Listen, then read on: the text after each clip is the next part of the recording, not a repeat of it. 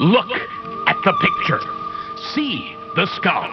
Visible Frankenstein controls. The Brain Thoughts broadcasting radio. The Frankenstein earphone radio. The latest new skull reforming to contain all Frankenstein controls.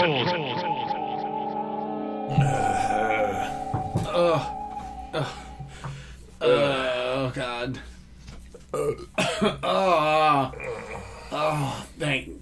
Thanksgiving. Oh, Thanksgiving. Oh, yeah, I'm so full, Ada. Why did you make 3 turkeys? Because I have an insatiable lust for food. It cannot be sated. Why didn't you stop me from eating the whole turkey? You have that in common with Pumpkin, Ada. I was too busy eating my own turkey to stop you from eating yours. Oh, that's... Oh, my God. I didn't know that you could smoke turkey with a vape, but I found out I could. You're chasing the tryptophan dragon. Oh, That cotton candy bird. delicious cotton candy bird and mashed potatoes mixed with my favorite thing ever, anchovies. I ate all the rolls and the potatoes and the gravy while you guys were focusing on the turkey. You fucker! And the stuffing.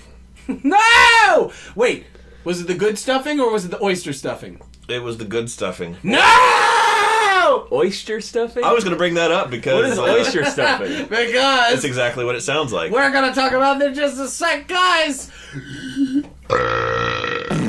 It's Thanksgiving!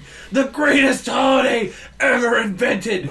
Because all you do is eat! There's nothing else! You don't do anything, it's just a holiday devoted to being fat! Which is basically St. Fatty's Day. St. Fatty's Day. Oh, that's good. So welcome to this wonderful St. Fatty's Day special of Frankenstein Control, where we talk to you about all kinds of Turkey Day tomfoolery. I'm your stuffed to the brim host, Turkey Russell. To my left is Gravy Ship. That really got her. I was not expecting that level of comedy devastation there.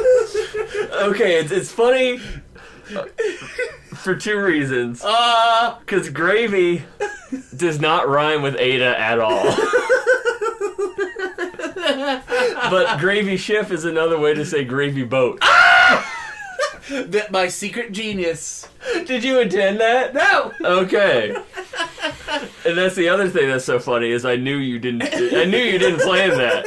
But you stumbled upon genius anyway. How most of my things happen in life. I'm Ada, and I am a turkey stuffed with a chicken, stuffed with a duck, stuffed with a screaming infant. And in front of me, as always, is B. Rye Bread. I'm B-Rye, and I envision a society where liking chunky cranberry sauce instead of the rigid, still can-shaped, smooth kind is punishable by death. And you know what? I love them both. I'm with you on the... It's gotta be still shaped like the can. I'm with you on the... Get a slice of can. Yeah. I'm with you on the Jell-O front there. I don't care for chunky cranberry sauce. I do like the horrible 1950s fact. All cranberry sauces were made in 1950. They shut the factories down. Yes, it was made one glorious year of cranberry crafting. It's the same year they made all the candy corn. They had to That's the stockpile. Lois Black joke. Yes, it is. It's a great joke. They had to stockpile both of those things for the Cold War bunkers. The cold turkey war. Oh, well, that's one thing we don't have to worry about is leftovers, because we fucking ate everything. I'm dead inside, and that's how you should feel on Thanksgiving. Oh my god! So this restaurant in Leesburg, it's like Lisa and I's favorite place to get lunch or dinner sometimes. They have a special promo like fall sandwich that I'm heartbroken is almost surely a limited edition like before the holiday and now not available anymore thing called Turkey Day. And it's a hot sandwich with sliced roast turkey, with melted like Swiss cheese with it, cranberry sauce mixed with mayo on it, on pumpkin bread. Oh. And it is so fucking good. It does sound really good. Wow, on fucking pumpkin bread? Yeah. Oh. Quick. I gotta make some room. B-Rye, hand me some of that oyster stuffing so I can throw up. What is oyster stuffing? It is exactly what it sounds like. Let's talk about it. It's perfectly good, regular stuffing of the kind you're used to with the gross-ass addition of oysters. For no reason, because it ruins it. Who did this? My family. But it's not just your family. It's a bunch of other people know of the existence of oyster stuffing. Yeah. And of course, everybody who does know of the existence of it, you follow it up with, does your family make it? And they go, fuck no! Are these people that created oyster stuffing at least in jail? Where they can pay for their crimes? One would hope that was still the sort of offense we kept hanging around on the books for, but no, it's gross. And it just they're like, Thanksgiving, the food is too good. It provides too much mirth and happiness and joy, and we have to find a way. We're Puritans, so we have to find a way to. This is the invention of oyster stuffing, way back in early days of New England in 1650 or some shit. Verily, I do think that this meal of Thanksgiving provides a level of happiness that is unsightly to the Lord. We have to find some way to perhaps add disgusting, salty, smelly seafood to this perfectly good stuffing and fuck it up. Fuck it up royal. It's very hard to integrate seafood into a Thanksgiving type meal. It does not belong. It doesn't. It's also needless. Although, I will say,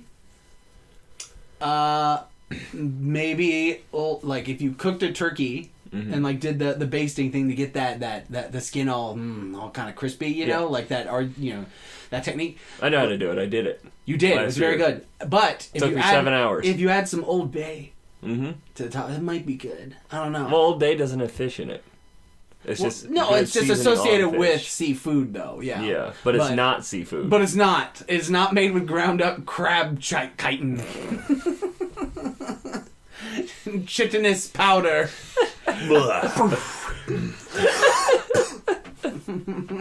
As I douse my turkey in a cloud of crabby rage.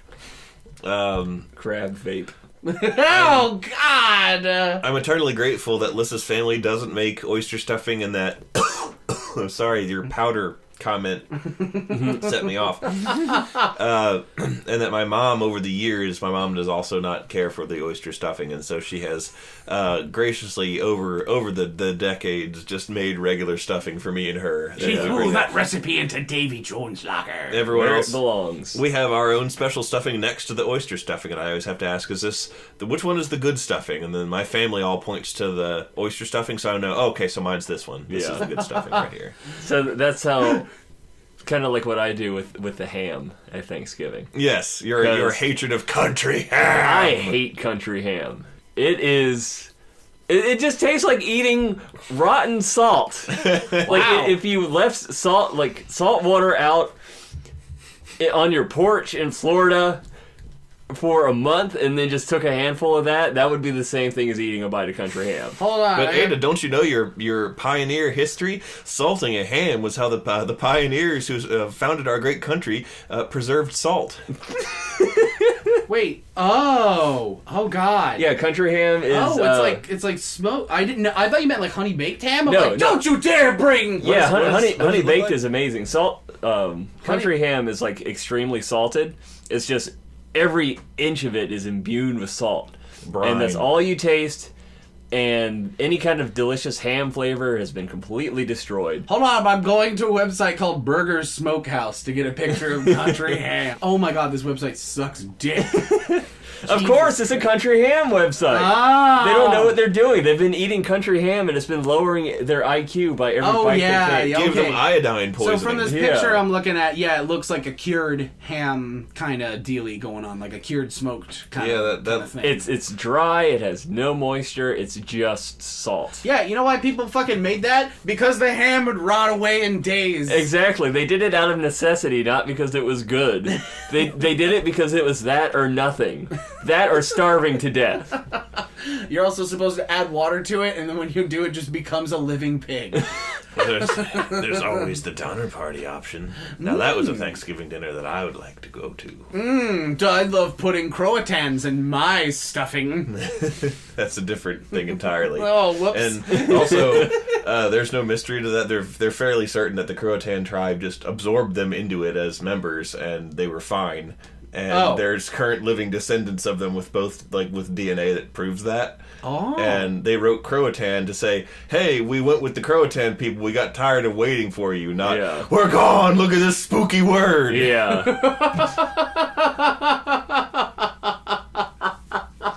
Suck on that! Spooky word. The spooky words will guide us into the next segment, which is, it being Thanksgiving, and this being our St. Fatty's Day special, I think we should go around the table, the proverbial table. Well, I guess it isn't proverbial, there is a table here. Mm-hmm. And it is coated in turkey juice. Mm-hmm. I gotta save the drippings for later. Oh! We're gonna squeeze this tablecloth out into a glass and make you drink it. Oh, shots! Ew, no, it's got turkey juice and boy juice in it. Oh, delicious. You should probably say that when you refer to boys... I know what I meant. You mean the plastic robots that I make, not... Yes, that when we say boys, we mean plastic Gundam robots. That's much less disgusting. No, it's boy juice. It's always disgusting. And semen. It's just semen. It's just carcinogenic acrylic flakes from China. Every time we record, it takes a month off of B-Rye and I's lifespan. That's, dude, I live here. Think how I'm gonna die. I'm gonna just calcify into styrene. Yeah, you're gonna become the boys you created. Your body will already be plastinated like those Chinese political prisoners on that world that exhibit that went around museums taking the world by storm. I fucked that up real bad. What are you talking about? Are you talking about like the Jade Warriors? No, bodies. Or is that something else? Oh, bodies. The Terracotta Warriors. No, those that's something else. That's those actually were just statues. Basically, think of it as like a traveling museum exhibit called Bodies. Oh yeah, that was at Vegas when we went. That is true. Oh my god, yeah, that is. We didn't go to it, but we saw the ads. No, we didn't go in there. There was a rumor, I don't know how true it was, that there was an actual skull at the Haunted Mansion ride. We'll come back to that. I'll tell you the story of Elmer McCurdy. Okay. No, but there's a rumor that the bodies that the guy bought for doing that with, the plastination process of preserving and displaying them, and that he got a lot of them from the Chinese government as like donated medical bodies, but they're actually like dissidents that they'd executed or let die in prison and then sold to him. And people are like, that's fucked up. Wow. Not. Yeah. Is that an ancient Chinese proverb? Yes.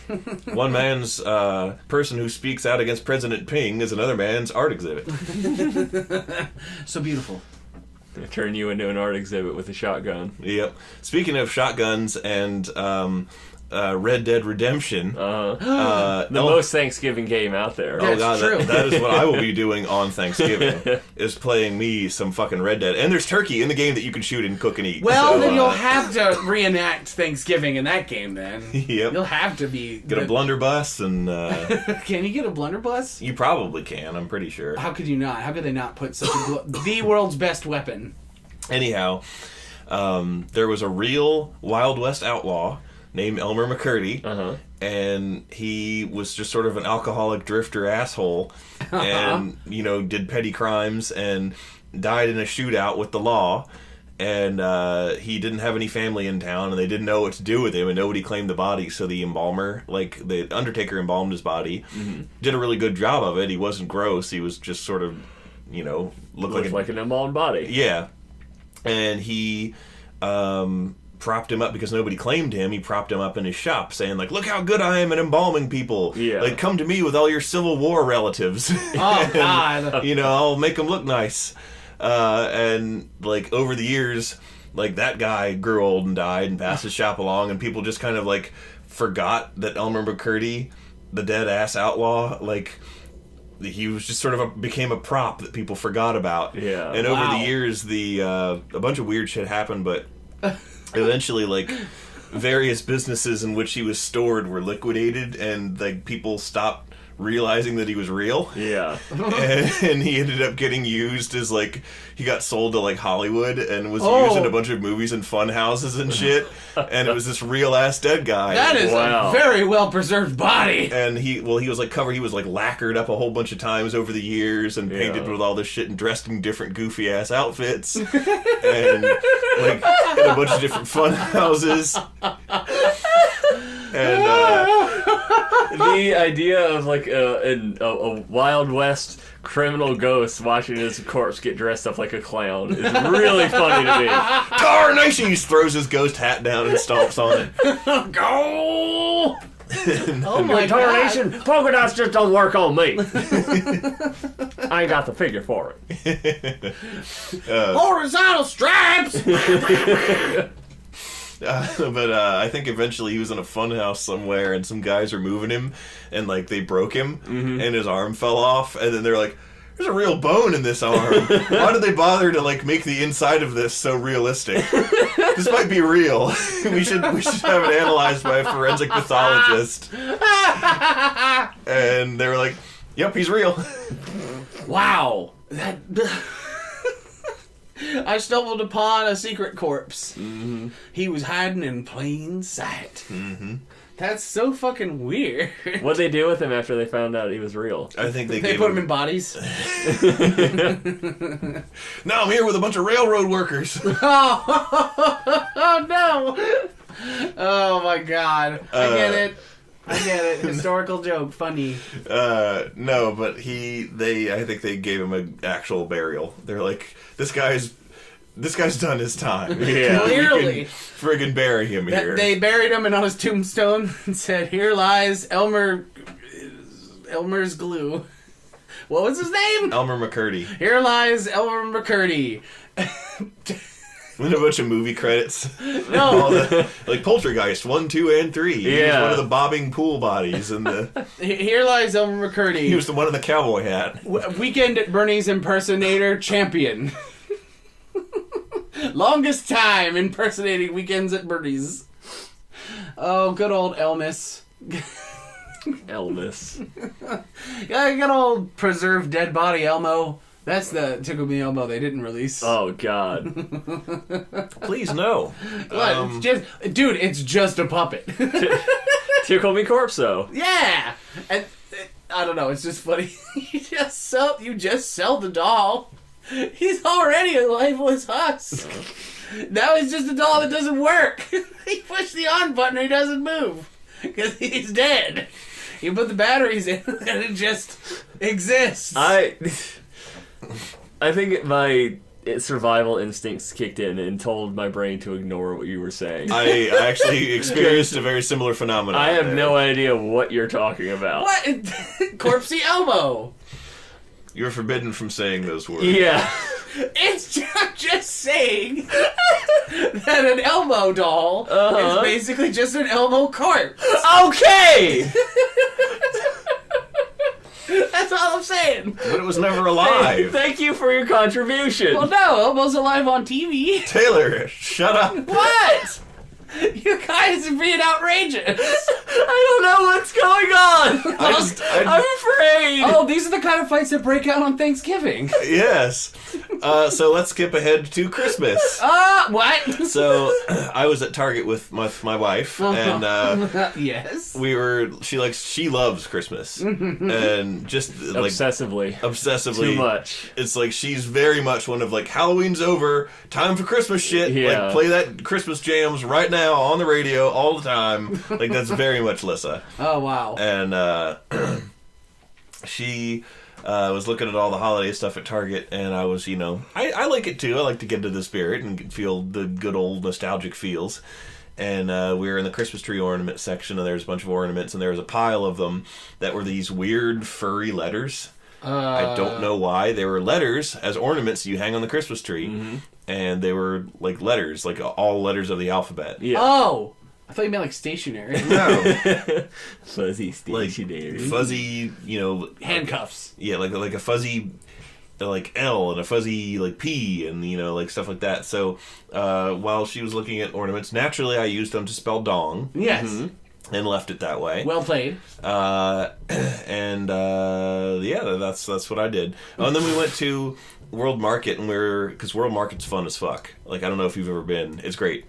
And it's actually not that far from where you guys are. World Market is this fucking zany store where you go in there and it's just kind of got a little of everything, but the everything is painted with a veneer of weird.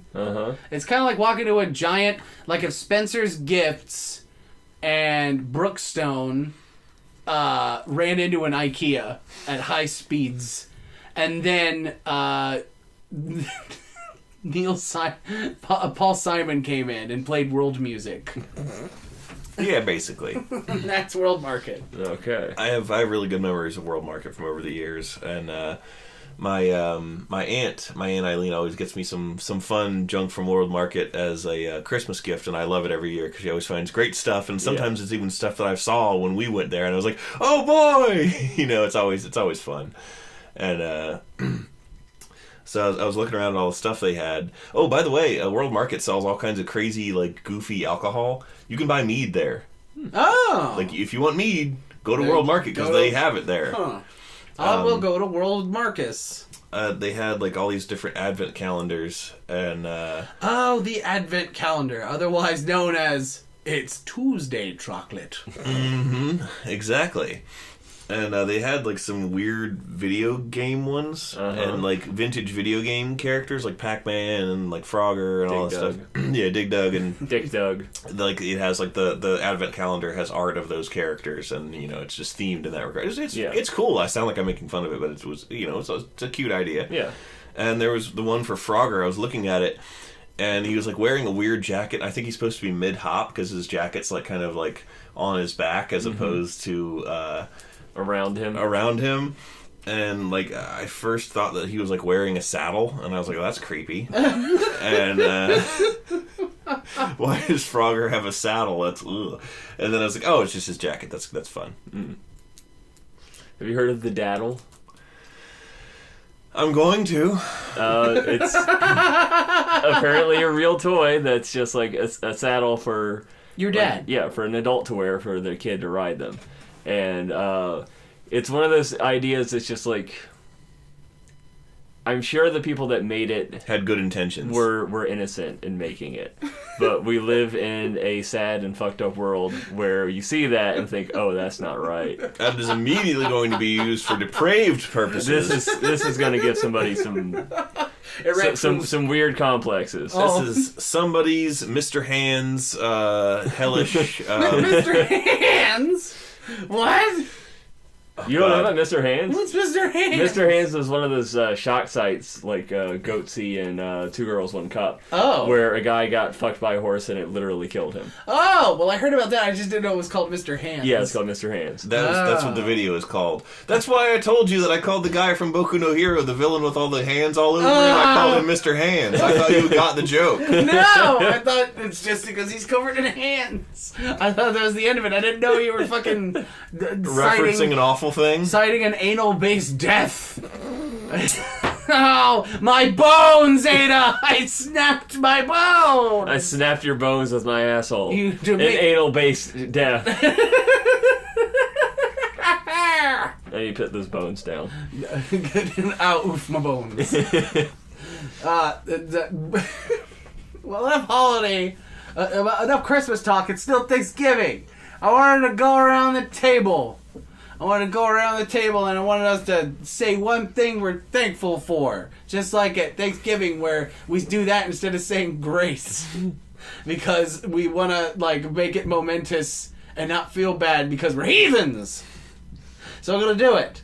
Let's do it. Taylor, what are you thankful for? I am thankful for my two best friends. No. Who are they? Travis and Maddie. Okay. No.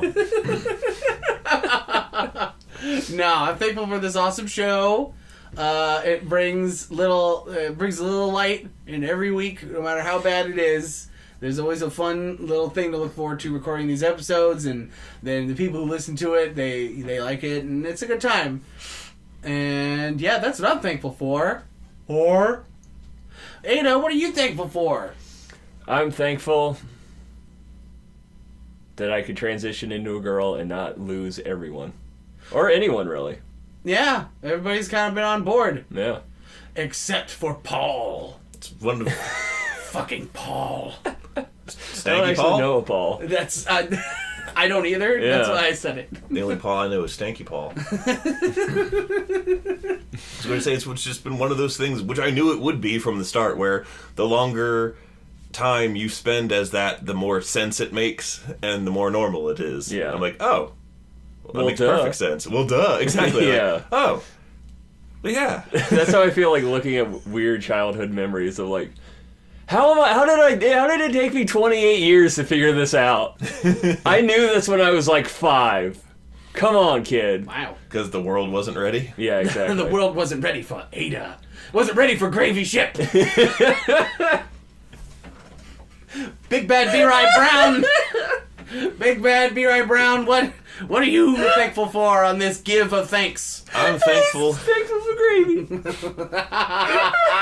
That really got her. That's, It's stupid. It's not funny, and that makes it funny. That's what I'm good at. That's also what I'm thankful for. Like Arfin House. How that brought me to fucking tears laughing, and I had no idea why. There was no point, no joke I could quote that was like, oh, that was the funny one. Like, none of it was funny. It was all stupid, and still I lost my goddamn mind laughing. It's because of its insistence. It insists you laugh. And it's funny because of it. Okay. That's a good enough explanation for me.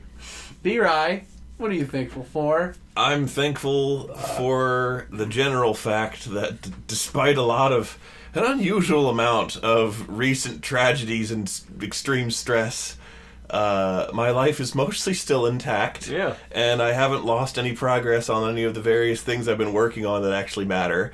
And all of my happy experiences are mostly still there for me, and everything's gonna be okay. Mm-hmm. And saying that, I just fucking jinxed it and set myself for something No. truly terrible. to No! That night, B-Rye was found in the woods with the Wendigo. happen. We were hanging out. Yes, it was nothing bad happened. They had ecto cooler. At our last recording session for our second episode, we were like, oh, this is going to come up next week, and I'm sure some horrible political tragedy would happen, and like, nothing really that bad happened that I could pick out, so hopefully we will be wrong about that again. Yeah. And nothing will happen in between. If we continue to be wrong about bad things happening, I don't want to be right. If we continue to be wrong about bad things happening, we have to keep making those jokes and staving away. We're the dream catcher that is saving this country. You heard it here first, folks. You heard it here first. Frankenstein control is your bad thing dream catcher. Mm-hmm. We absorb all the badness so you don't have to deal with it. Continue to listen to us, and you will never have a bad thing happen. You fucking owe us. Yes. Oh, you know what I'm thankful for? I'm thankful that King of the Hill is now on Hulu. Okay. For streaming. All the episodes, all the seasons. Thank God. I'm just going to edit out everything we said before and just go to that. No, I want to say all No, that. I'm just messing with you. Meaningful in a personal way. Your Bob Ross wig back there looks like the world's largest, grossest merkin. Ah! It's killing me. Oh, did I mention I dressed up as Bob Ross for Halloween? Because I did. He did. It looked pretty good. I guess we recorded before Halloween, so there's no way I could have mentioned it. Yeah, Yeah. I was Bob Ross for Halloween, and everybody liked it. And it was weird because I sort of felt the spirit of Bob taking me over throughout the day, and it was literally the most chill day of work I've ever experienced.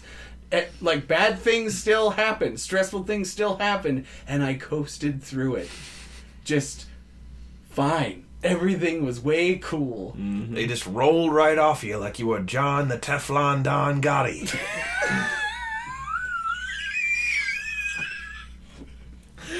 Don Gotti! Oh, B-Rye, where do you come up with this shit? He was a real guy. Wait, what? His name was John Gotti. He was a mob boss, and they couldn't make any charges stick on him. So Teflon is hands are sprayed. Stick, yeah. Oh, yeah. So they called him the Teflon Don because he was a mafia boss, and they couldn't make any charges stick on him. So he was John the Teflon Don Gotti. Yes. Oh my god. They came up with a fucking tongue twister just to name this fucker. Yeah. I think Iceman Kuklinski worked for him.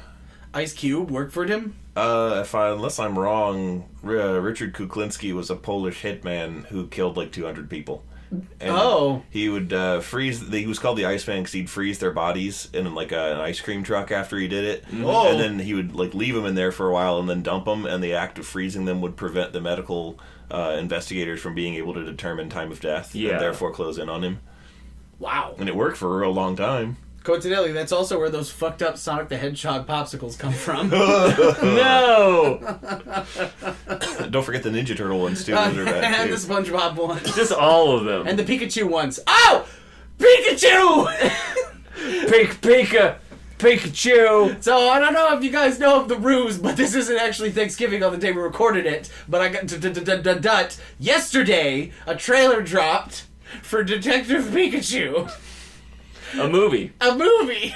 Like an American-made movie. Ryan Reynolds as Detective Pikachu in the leading title role. Does he talk like a Yes! person? How? He's just supposed to say Pika Pika. No, Only- he talks! Yeah, only one guy can understand him. And then everyone else hears him as Pika Pika.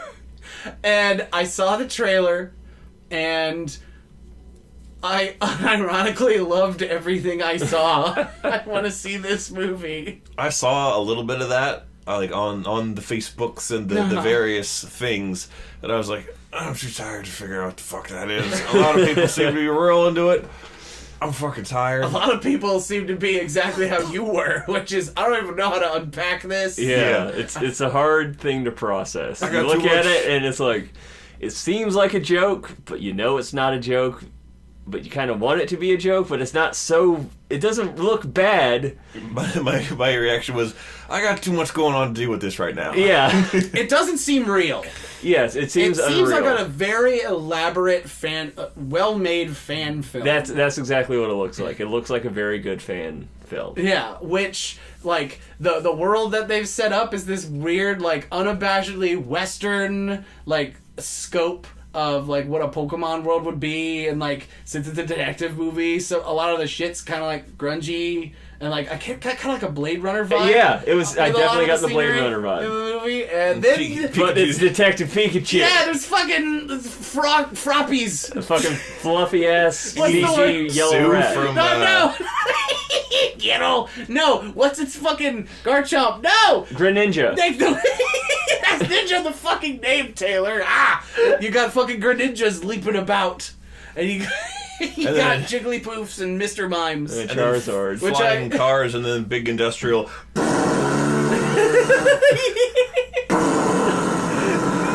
Blade Runner 2049. Pikachu slow motion walks for a real long time.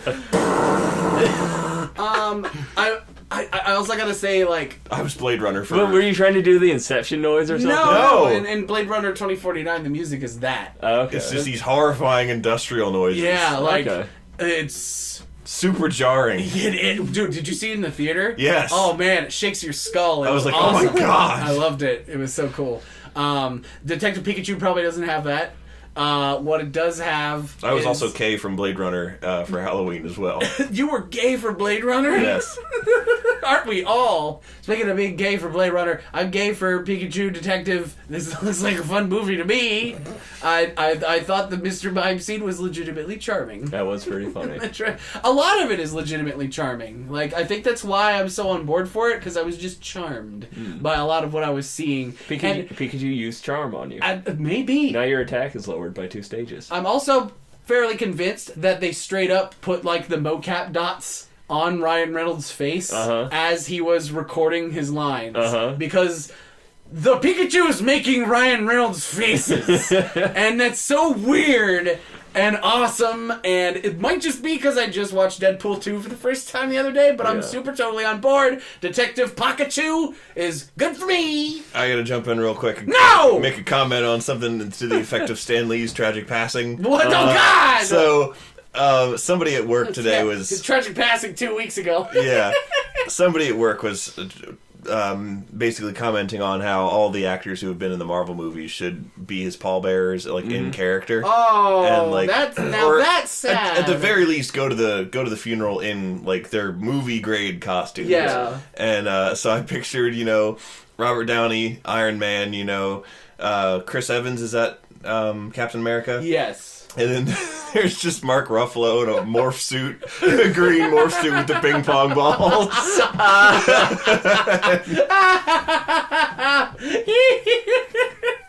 That's good. I like that. And it was funny to me. Oh. Rest in peace, Stanford Lee. He'll always be the comic boy. And don't worry, I'm sure Jack Kirby forgives you. I'll say his catchphrase everyone knows him for: Bazinga. Happy St. Fatty's Day, everybody! Go fuck yourself! Now even you know I am a menace. I hand you the secrets to save the entire human race and the entire universe.